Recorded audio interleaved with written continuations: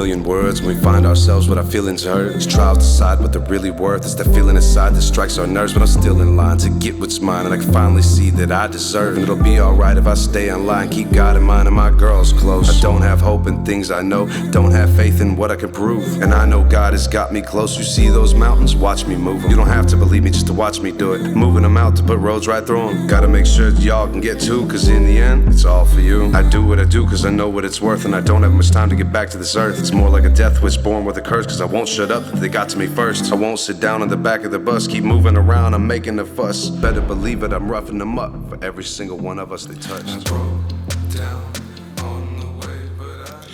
So my name is Dottie Laster, and I've worked on the issue of human trafficking since 2003, which at this current moment makes that about 19 years. I started because well before 2003, I think 1999, maybe 1998, I heard a story about a slave ship that was floating around the ocean, and our military was monitoring it. And when the crew realized the U.S. military was monitoring them, they abandoned the ship and left 80 children on that ship alone, abandoned. And I was furious. I felt an anger that I'd never felt before, just burned inside of me like a hot fire, and I couldn't put it out.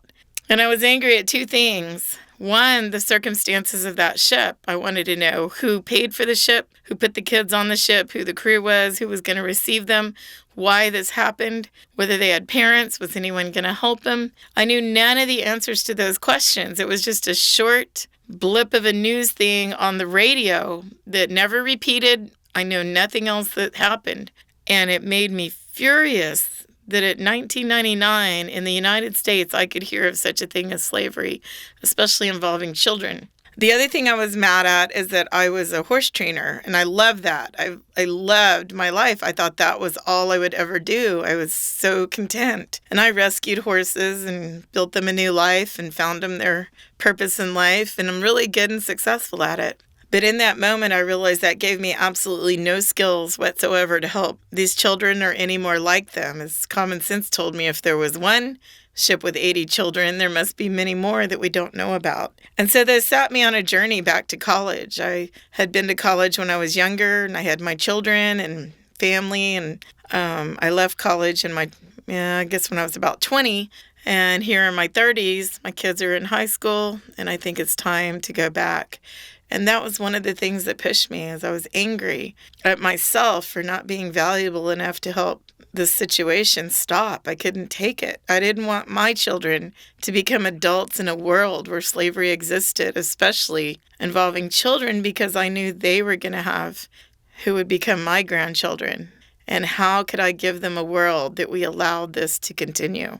And so I went back to school, and as you know, when you go to college, once you get in the door, you just want to get out. So I'm just checking off boxes and taking classes, and all of a sudden I wake up in my master's program at St. Mary's University. So I graduated with my 4-year degree, and I went on to get an advanced degree in international conflict resolution, international relations. And I was part of a group that had a speaker from the U.S. State Department talk about the new laws, at that time they were new, regarding modern slavery, also known as human trafficking. And in that moment, I realized I'd come full circle, that I was actually in the right spot at the right moment from where I had started many years earlier. And so instead of a flashback, I had a flash forward where it's almost like lightning hit me, and I saw, just like a quick deck of cards, scenes from the next 10 years of my life. And those scenes all turned out to be true. So in that moment, I knew this was my purpose and what I would use my education for.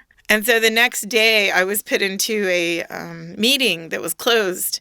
It was officials from around our community, and my professor gave me her seat when she heard that this is what I wanted to do. And that was the moment it all began. I learned in that meeting I had what no one else had, which was freedom to do with my day what I wanted. Everyone else had a job and criteria they had to meet and orders they had to follow. But as a student, I could do what I wanted. And that freedom became very, very important to moving forward on the issue of human trafficking, because no one was funded for that job. There was no such thing at the time. So I developed human trafficking task forces in San Antonio, in Austin, Texas, And that led to my first job in Houston, where I created that on a grant funded by the Department of Justice. And I put that human trafficking task force together. And there on that task force, I triggered the largest rescue of U.S.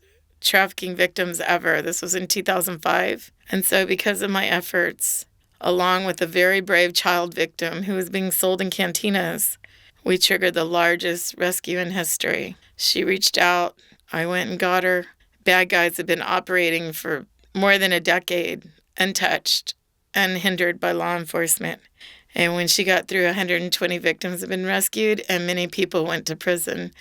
The main leader that was given credit for this operation got 40 years in prison, which is a lot, but not enough. But still, at the time, it was cutting edge. So I'm very happy for that journey that I took and how we got to disrupting something that had been just operating in plain sight for so many years. I later learned that they got new loads of victims every 2 weeks, truckloads. And I don't know what they meant by truckloads, but obviously quite a few every 2 weeks. So if you realize they operated well over a decade, maybe even almost 20 years, there was thousands of victims. That 120 victims was a very small snapshot or a very small representation of the damage they'd done. And so I'm grateful they've been disrupted.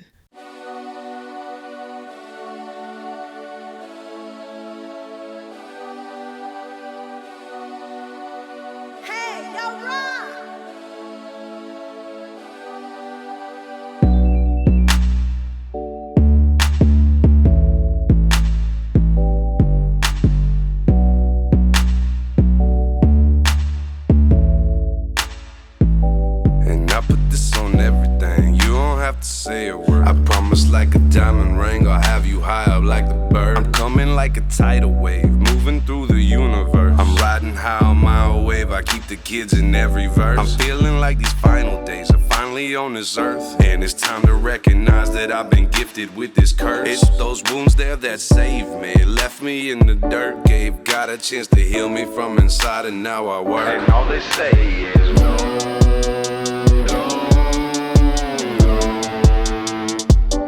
Say yes. No, no, no.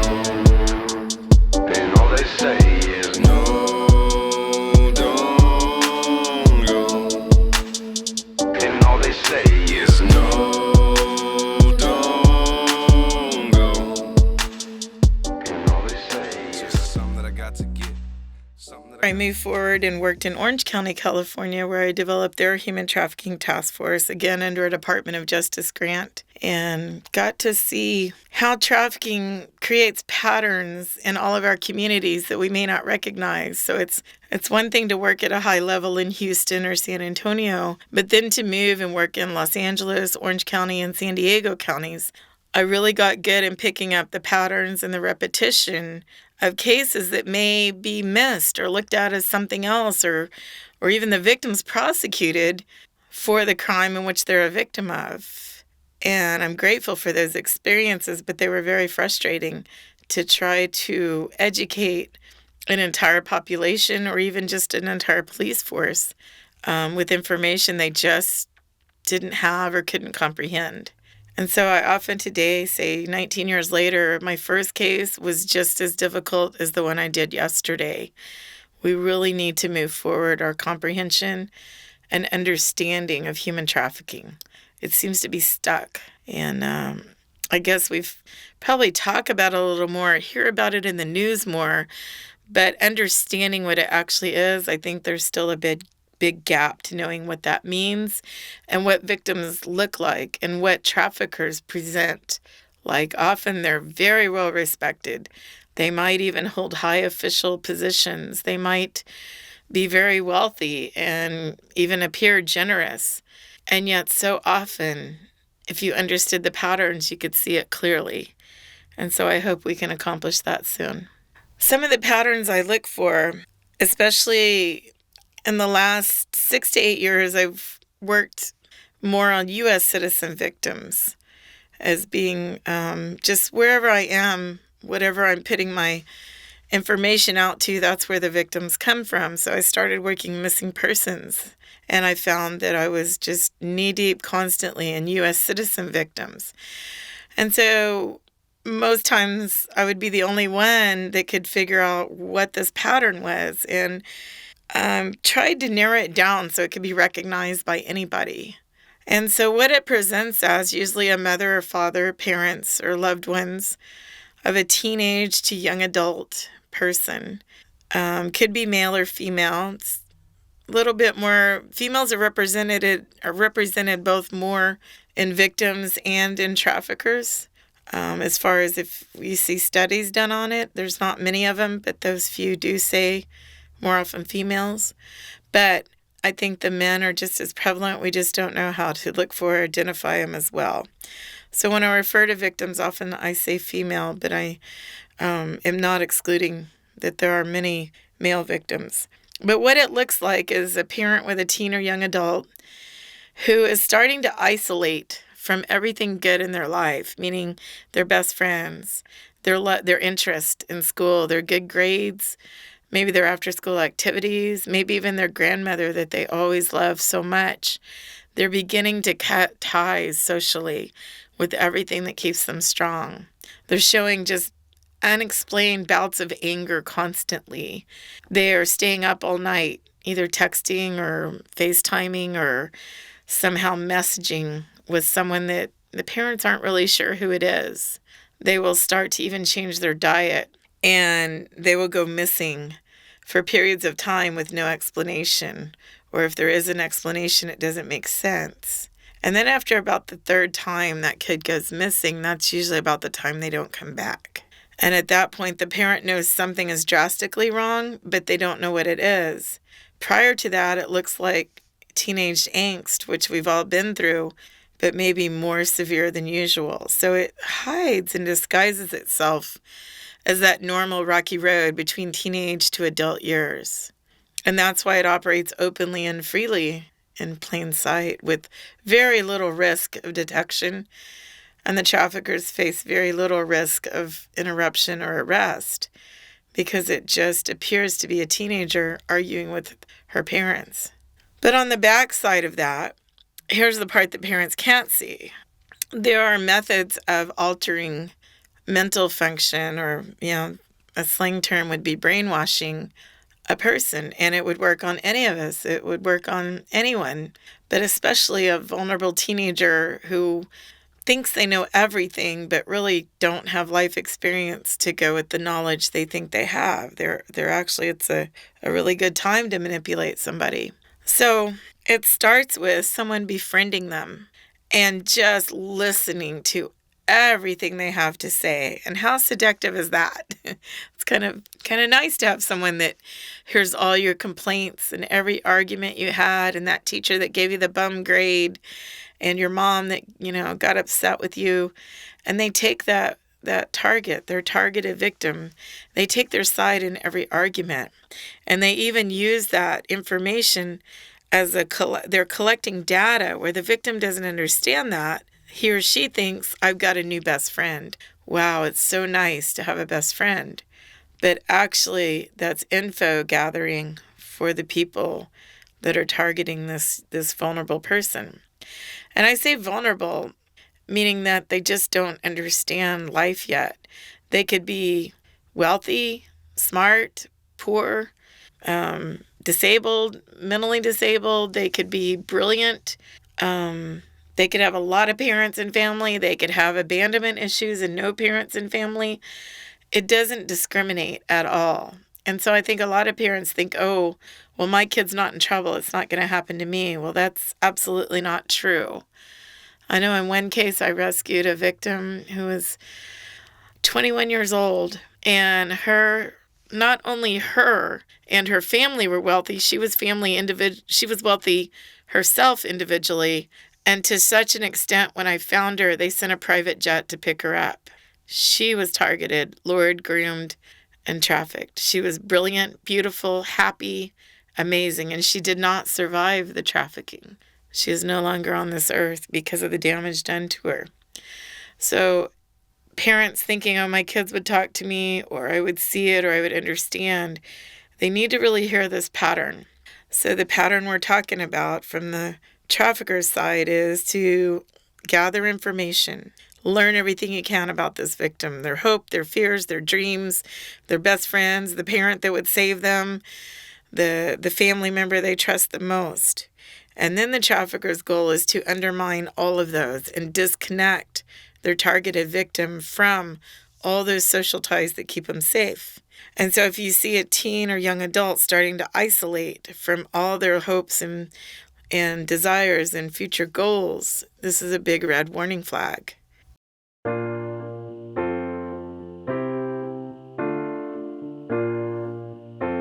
Hey, yo, rock!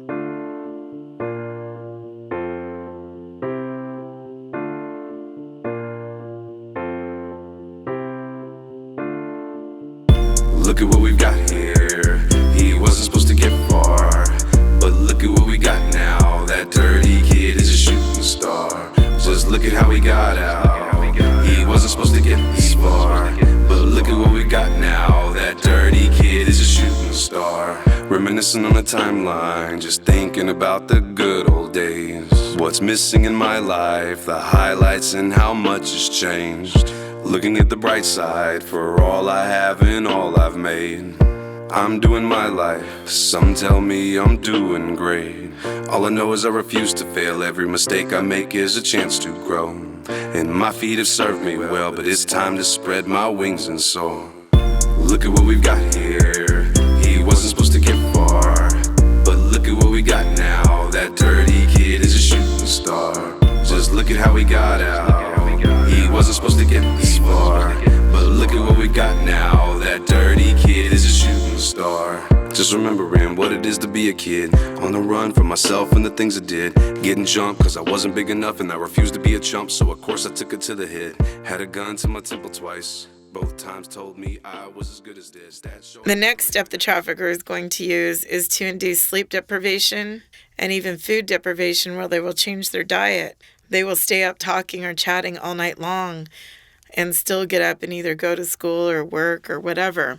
And so after a day or two, imagine how you feel with not proper sleep, and then take that into weeks or months. And then imagine altering your diet where it's less in protein, where you may be eating, but you may not realize that you're not getting adequate nutrition. Our brains take a lot of food to process properly. And so without sleep and proper food, they're not making sane decisions. And they're also getting into this survival mode of fight, flight, or flee. Well, in that moment, at some point, remember the trafficker has learned their hopes and fears.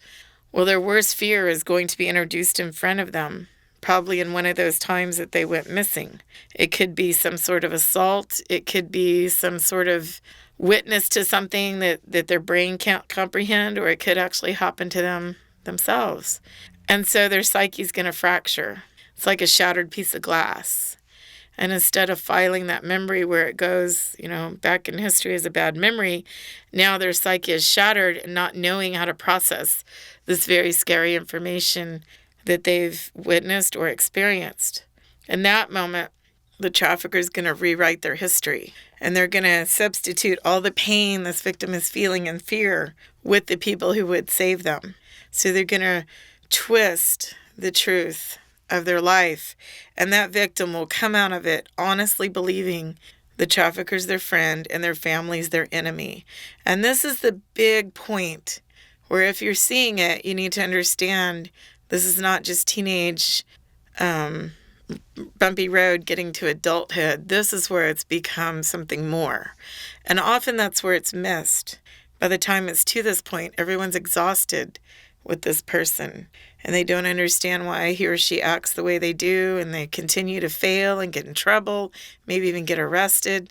And it's very easy to give up on them. And it's very exhausting to not give up on them.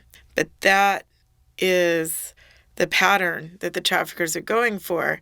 And at some point, this victim will get to learned helplessness, where even though they're struggling, even though their perceptions are off, they may try to escape the situation, and then they'll realize they can't. And that is the goal of all of this, to realizing that no matter where they turn or what they do, they can't escape. So you could put them in the middle of a police station with a SWAT team surrounding them, and they don't feel safe.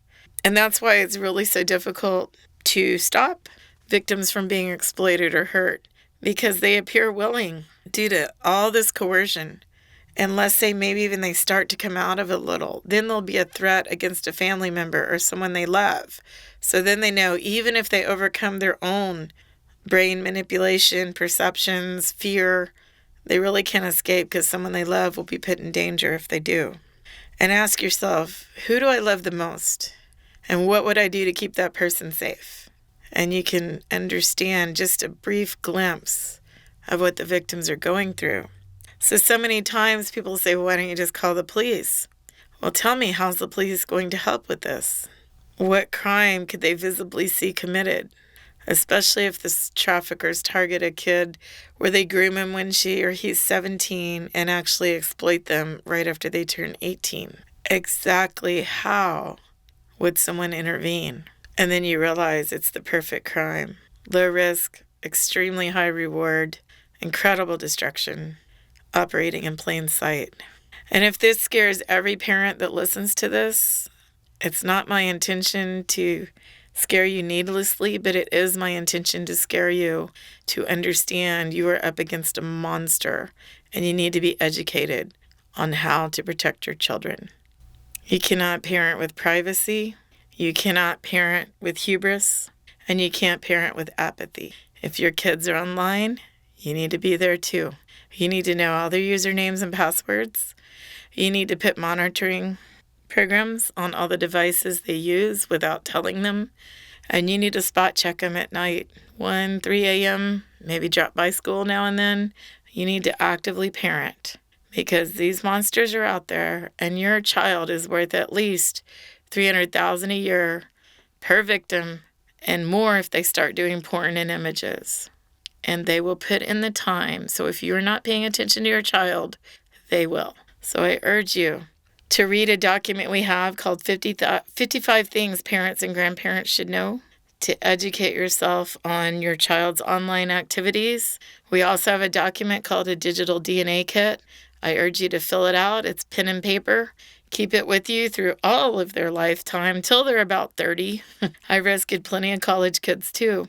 On that Digital DNA Kit, it's for you to document all the usernames, email addresses, phone numbers, and other ways that they access online platforms. Because every time a teen, a young adult, a child is online, they are literally in a room with every criminal in the world. And if you don't know where they've been and they go missing, you have no way to find them.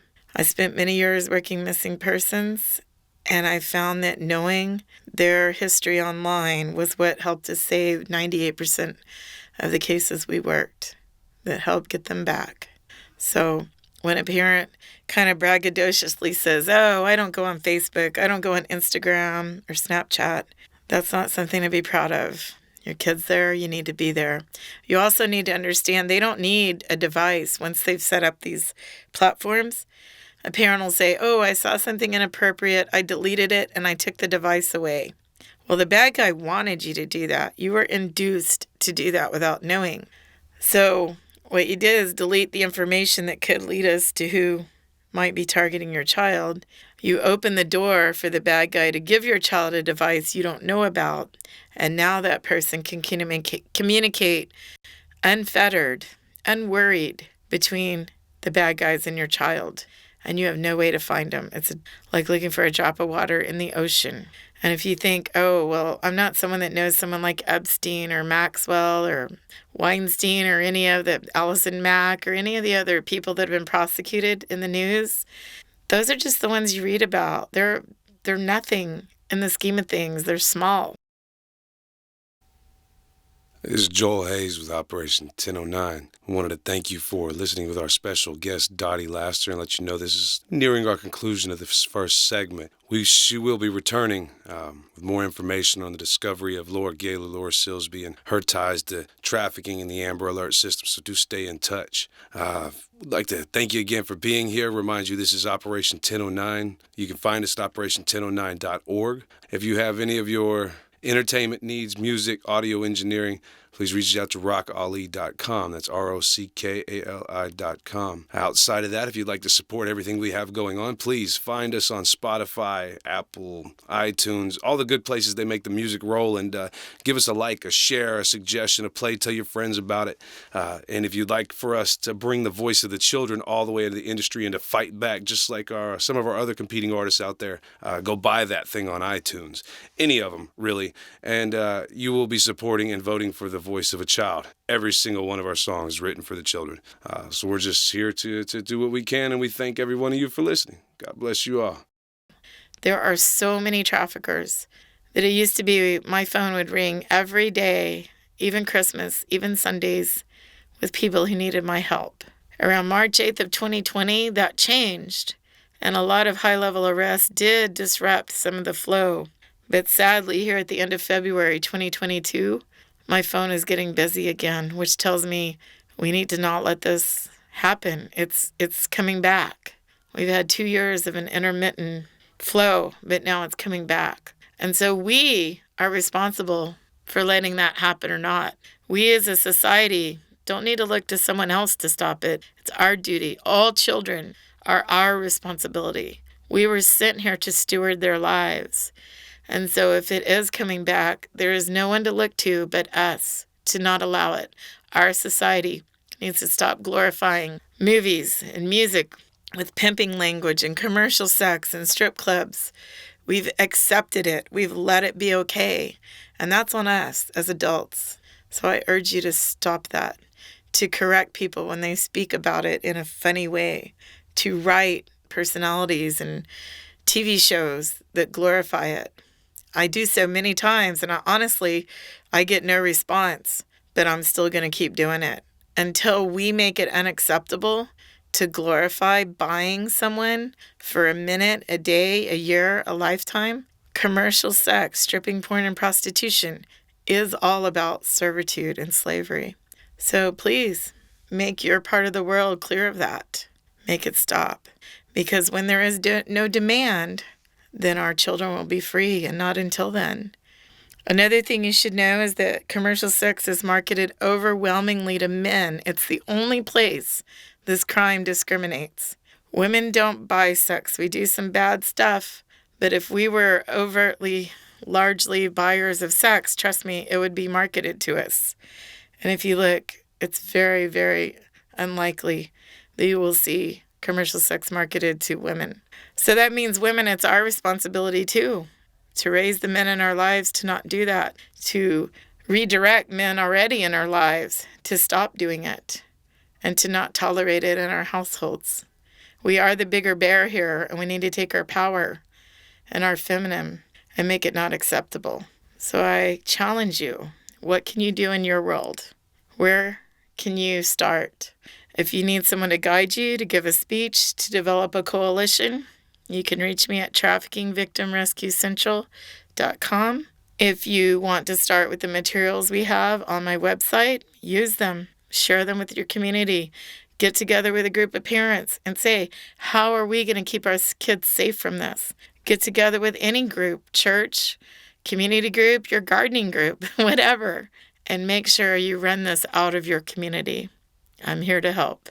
Thank you. If you'd like to be a guest on our podcast here at Operation 1009, please reach out to us at operation1009@outlook.com. That is the easiest, most private way to receive dedicated emails to us on a protected server at this time. We tend to stay away from our website, just keep people protected. So operation1009@outlook.com. Again, that's operation1009@outlook.com. Send us information. Tell us what you want to talk about. We will reach out to you, and we'll make sure to help get your voice heard. Anything for the kids.